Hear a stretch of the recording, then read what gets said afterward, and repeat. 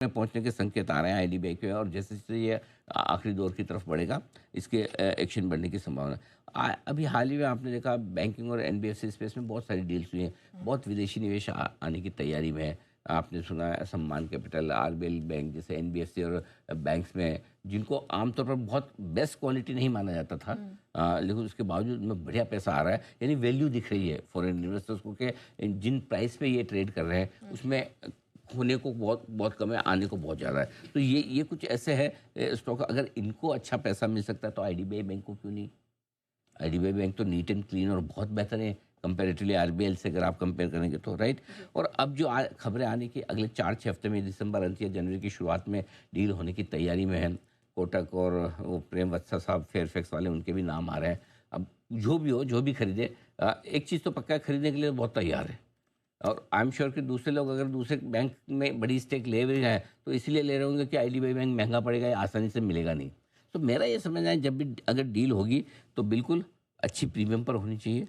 4-6 हफ्तों में डील होने की संभावना भी दिख रही है। एक रिस्क हमेशा रहती है कि डील होते होते ना हो। एक ज़माना था कॉनकोर का डाइवेस्टमेंट होने वाला था, रोज़ चर्चा करते थे।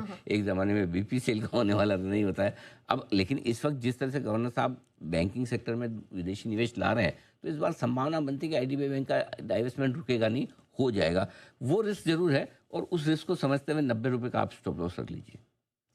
क्योंकि 90 के नीचे बंद होने लगेगा तो फिर हम समझेंगे डील हो रही नहीं हो रही, और आप एक निवेश का मौका देख लें। हो सकता है 25-30% आपका जल्दी बन जाए महीने 1.5 महीने में। तो महीने 1.5 महीने के व्यू के हिसाब से बस एक ही है, ठीक वैसे ही जैसे वोडाफोन आइडिया में एजीआर वाली रिस्क होती है, वैसे आईडीबीआई बैंक में भी स्टेक सेल की रिस्क होती है। किसी वजह से ना हो, वो रिस्क आप समझ के चलें बस। बट मुझे लगता है एक पैसा बना के दे सकता है। दूसरा है मेटल। मेटल में तगड़ी तेजी और अच्छी मजबूती है। रेट कट अमेरिका का, डॉलर इंडेक्स कमज़ोर, ठीक है। ग्लोबल मार्केट्स में मेटल की मजबूती, तीनों फैक्टर है जो इनको ऊंचा रखेंगे ही रखेंगे। यहाँ पर अच्छी तेजी का हुआ है। आपको जो पसंद आए, कल टाटा स्टील चल गया, हिंदुस्तान जिंक वेदांता तो मजबूत है ही है।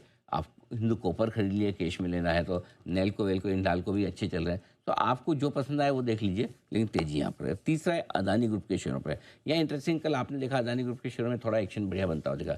और बीच में एक बार पहले भी मैंने स्टॉक्स इनसाइट में नेहा आपको कहा था, फिर कह रहा हूँ, जब भी डील होगी, ट्रेड डील, अदानी शेयरों में तेजी ज़्यादा बनेगी। और ट्रेड डील होने के जब जब आसार दिखेंगे, अदानी ग्रुप के शेयर तेजी को लीड करने की कोशिश करेंगे, जो कल भी आपको दिखा है और अब भी आज भी आपको दिख सकता है।